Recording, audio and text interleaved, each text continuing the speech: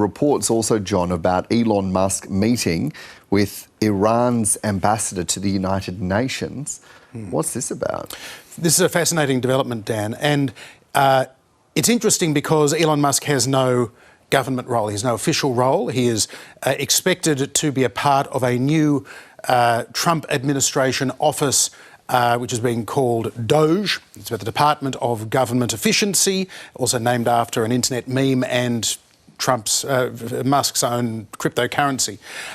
But Musk's role goes beyond that because Elon Musk is one of the few people in the world who can pick up the phone and speak not just to Donald Trump, but to Vladimir Putin and Volodymyr Zelensky. He is seen as a potential emissary. He's seen as possibly playing a key role in the future of some form of peace agreement between Russia and Ukraine. The fears are that, like Trump, Musk is more predisposed to the concerns of Russia than Ukraine in all of this. That Musk is now in contact as an emissary to the Iranians to say, we would like to have better relations between the United States and Iran under a Trump administration. Well, that's okay, as long as it doesn't cross a line which says there's only one government at a time, one foreign policy at a time, and we don't want you interfering now in current Biden administration policy. Joe Biden's still the president until midday on the 20th of January.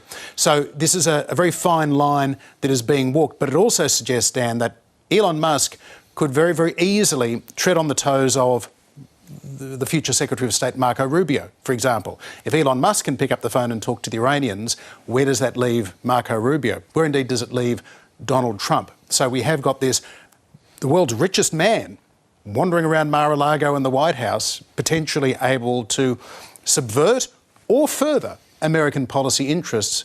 The suspicion is, of course, that he's not really about America's interests, he is about Elon Musk's interests. And have we seen response or reaction from Capitol Hill to any of this, to all of it, to some of it? It's all a bit chaotic, isn't it? There has been a degree of shock, no doubt, at some of the more unconventional choices. Marco Rubio as Secretary of State, entirely mainstream, predictable, safe choice. In some ways at odds with Trumpism. He's more of a return to the sort of Bush, Romney, McCain era of the Republican Party. Putting forward as Director of National Intelligence former Democratic Congresswoman Tulsi Gabbard, who was accused by Hillary Clinton of being a Russian asset. This is the head of the 17 American intelligence agencies. The former head of the CIA, Michael Hayden, basically concurring that she is a Russian asset. This is very, very serious stuff. Now, the United States Senate has to confirm most of these appointments. They go through a series of hearings and then they vote. They need a majority to do so. Republicans look like having 53 votes. They need a minimum of 50 votes plus one more from Vice President J.D. Vance. So they can only afford to lose 3 senators on any of these confirmations. If, for example, Matt Gaetz, who's being put forward as potential Attorney General of the United States, even though he is still under an ethics investigation by Congress for allegedly trafficking for sex an underage girl, he may have difficulty getting those 50 votes, even in a very pro-Trump Republican Party right now.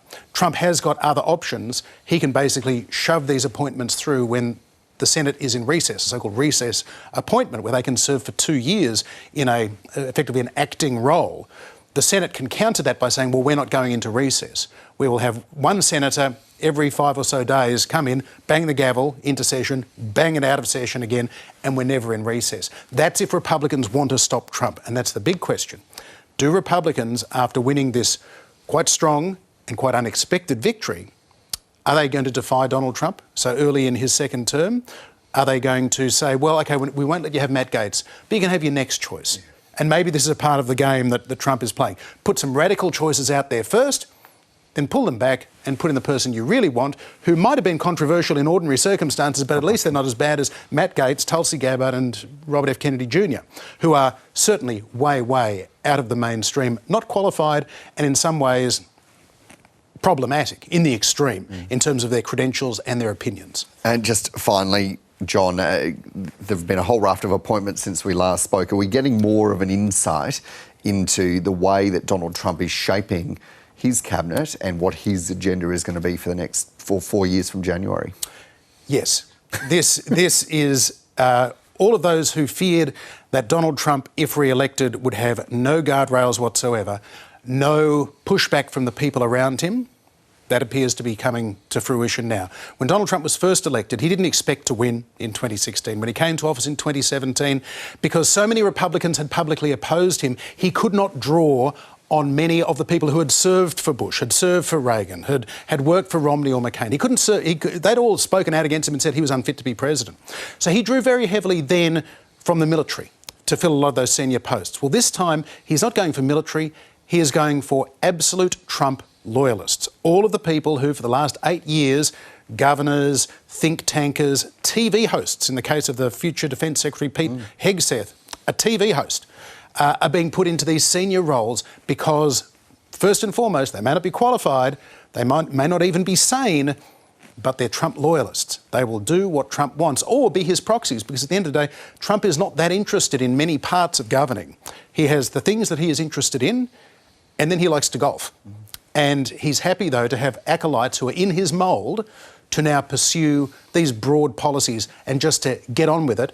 And more than anything else, he's really looking for disruptors, people who are going to shake up the status quo and keep shaking it, because he only has 4 years left in politics. Then he's done. He can't run again. But what does he leave for the future? He wants to leave not just a Trump Republican Party, but a Trump America. And one other thing that just jumped out at me is that we're probably going to see a shake-up in the military as well, aren't we? That Donald Trump has already made rumblings about some changes there. Donald Trump doesn't understand that the military and the Department of Justice and the FBI and the CIA, for that matter, should all be independent from the president. He believes they should be his personal army, his personal private eyes, his personal spies. So any general who is not prepared to accept Trump's order to maybe use the military against the American people, which is something that he requested of his the head of the Joint Chiefs of Staff in his first term. Or indeed, to go even further, one doesn't even like to think about what the implications could be for the nuclear chain of command if Trump purges the career generals and imposes his own unqualified Trump acolytes into those roles.